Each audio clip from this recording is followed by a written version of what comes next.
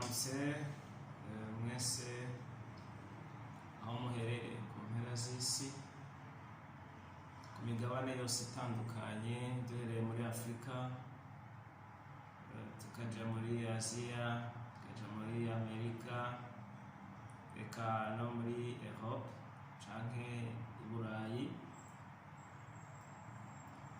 Nkuko mumenyereye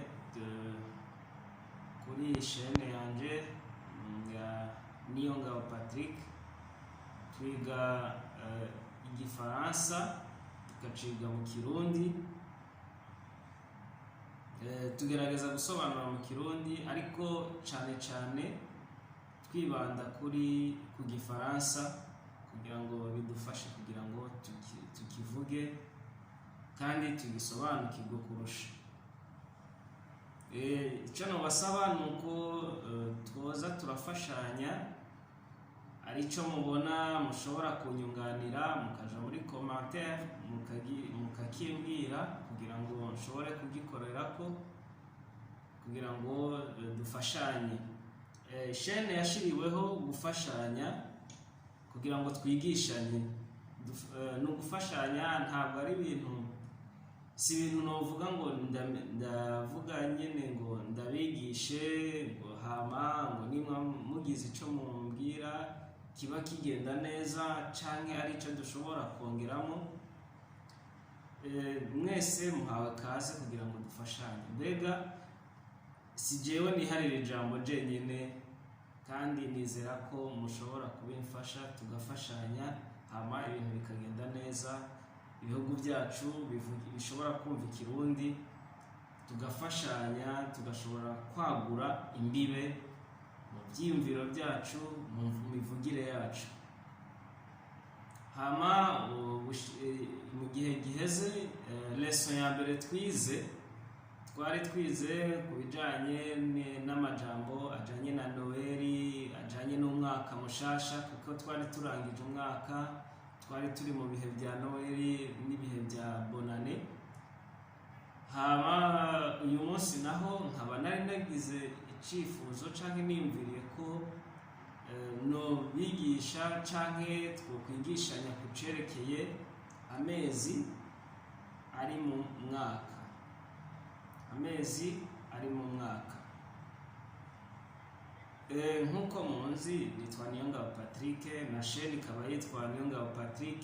Ubwo umuntu wese yoba ahurikiye ari ubwa mbere, no musaba ko yogenda akagira subscribe, agasubscribinga kuri iyi chaîne kugira ngo azoza arabona ibiganiro nzoza ndashirako canke icigwa kizoba kigiyeko bidatevye, abikurikirane vuba na vuba. Hama ntiwibagire gushiraho gufyonda kuri notification kugira ngo ako gakengeri nuwagafyondako kazoja karakumenyesha yuko hariho video nshasha igiyeko canke lesson nshasha igiyeko. Hama bizoba ari byiza kandi dukomeze gufashanya. Kandi niba ubyishimiye, niba ubona ibyo nigisha bifise umumaro kuri inshuti n'abagenzi, abo muvukana, abo mukorana, abo mugendana, bose ugerageze gukora partage kugira ngo dushobore kwigishanya kandi dufashanye.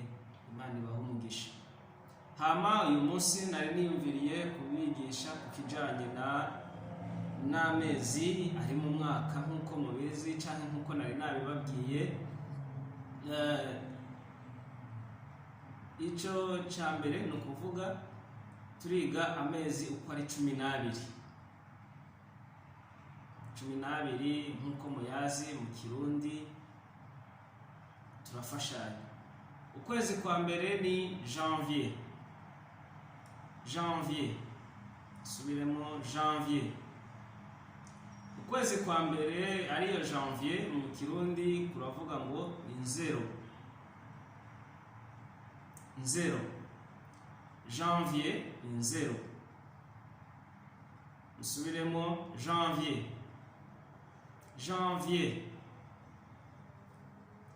Ku nshuro yanyu musubiremo. Murakoze. hama ukwezi kwa kabiri nako kuravuga ngo ni février. Février. Usubiremo février. Février ni ukwezi kwa kabiri. Ukwezi kwa kabiri mu Kirundi nako ni ruhuhuma. Ruhuhuma. Ruhuhuma ariyo février. Usubiremo février. Murakoze. Février tukaba tuyihejeje. Tugiye ku kwezi kwa gatatu ariko mars. Mars. Usubiremo mars. Mars ukwezi kwa gatatu mu Kirundi kuraba ntwarante. Ntwarante. Musubiremo mars. Mars ariko kwezi kwa gatatu. Murakoze. Ubwo turakurikizaho ukwezi kwa kane. Ukwezi kwa kane kuravuga mu Gifaransa ngo ni avril. Avril. Subiremo avril. Avril. Subiramo ku nshuro yanyu canke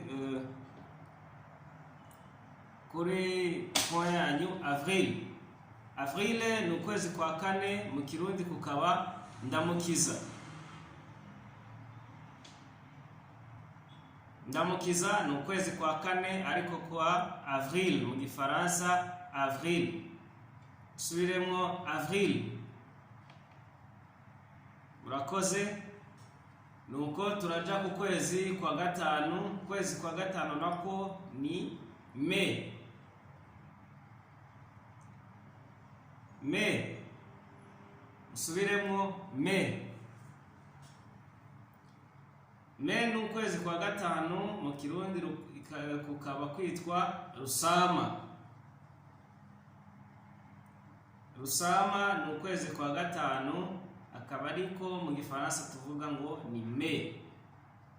Mai. Subiremo mai. Voilà, merci.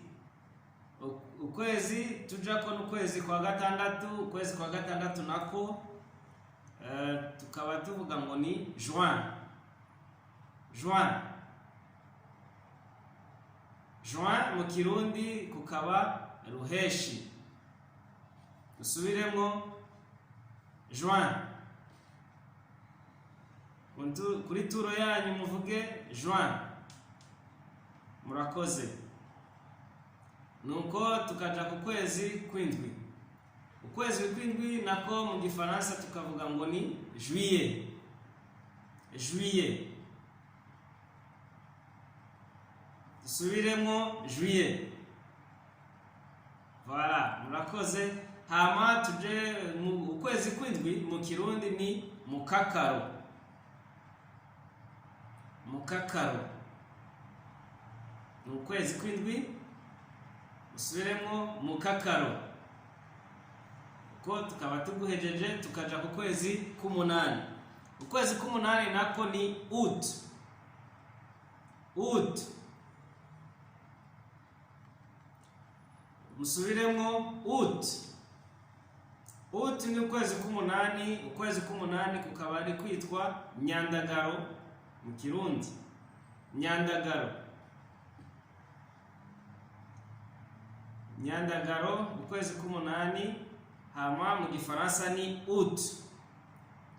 Août. Usubiremo ku ituro yanyu août. Murakoze. Hama tuje ku kwezi kw'icenda. Ukwezi kw'icenda nako nuko bita septembre. Septembre ni ukwezi kw'icenda. Ukwezi kw'icenda nako mu Kirundi bakavuga ngo ni Nyakanga. Nyakanga. Okay, murakoze. Nyakanga ni ukwezi kwa septembre. Dusubiremo septembre. Voilà, that's good. Byiza cyane. Hama tukaja ku kwezi kwa 10. Ukwezi kwa 10 nako ni octobre. Octobre. subiramwo octobre. Voilà, merci. Hama octobre ni ukwezi kwa gitugutu. Gitugutu. Subiremwo octobre. Murakoze. Hama tuje kuri novembre. Novembre ni ukwezi kw'icumi na rimwe. Dusubiremwo novembre. Voilà, murakoze. Novembre nako ni ukwezi kwa 11 ariko mu Kirundi kuvuga ngo ni munyonyo. Munyonyo. Murakoze. Hama tukaja ku kwezi kwa nyuma ariko kwa 12 bavuga ngo ni Decembre. Decembre. Musubiremwo Decembre. Decembre akaba ari ukwezi kwa 12 kwitwa mu Kirundi Kigarama. Kigarama. Kigarama ni ukwezi kwa 12. Nkuko twabyize batwigisha ukuntu dushobora gufata amezi mu Kirundi mukavuga ngo nzero ruhuma ntwarane ndamukiza rusama ruheshi mukakaro myandagaro nyakanga gitugutu munyonyo Kigarama. Ako karirimbo gaca kabafasha kwiyibutsa mu Kirundi amezi ari mu mwaka. Hama nabyo bikabafasha kubihuza no n'aya mezi mu Gifaransa. Reka tuje muri revision rero. Dufashanye muri revision turavuga amezi mu Gifaransa yonyene. Ni kuvuga ukwezi kwa mbere ni janvier. Subiremo janvier. Hama tukaja kuri février. Février ukwezi kwa kabiri. Ukwezi kwa gatatu kukaba mars. Mars tuyivuye ko tukaja kuri avril. Avril turayihereje. Ukwa gatanu ni mai. Subiremo mai. Hama tukaja ku kwezi kwa gatandatu ariko juin. Juin tukuvuye ko tuje kwa kwindwi ariko juillet. Subiremo juillet. Hama tuje kuri août. Août ariko kwezi k'umunani.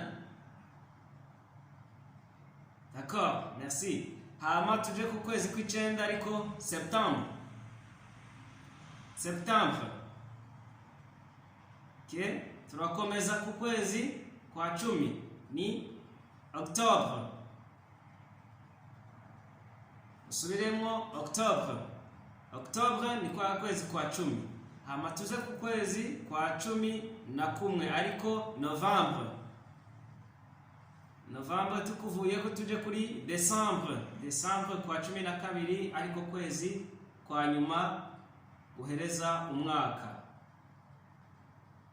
Murakoze kandi mukomeze kugira revision, mukomeze gusubiramo ayo mezi ari mu mwaka uko ari 12. Hama tuzokomeza mu ndwi kurikira.